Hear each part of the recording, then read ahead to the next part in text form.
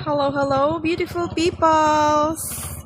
This is my ordinary life and I'm inviting you to enjoy it with me.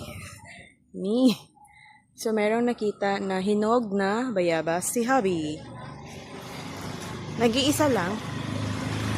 Hindi naman masyadong ano yung puno, pero hindi niya kaya yung bigat ko. So, paano natin yan? Mag-vlog. Gagawa natin ng paraan. So, okay. It's 4:58 in the afternoon, pero nakakapasok pa rin yung sinag ng araw. Nasaan?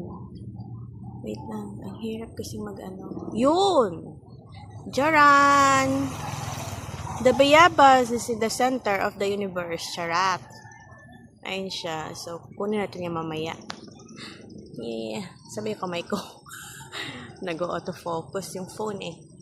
Ayan. Yan. Okay, so lapit tayo ng konti. Konting-konti. And then, ayan. Zoom. Bayabas. In the house. So, nandito ako. Pero nandun siya.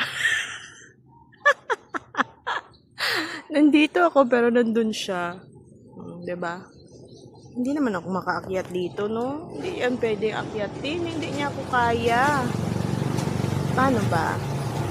Maghanap tayo ng panungkit. Tapos pulutin na lang natin sa lupa yung mahuhulog na bayabas. Goba. Sa vloggeries, I'm back, guys. Wait.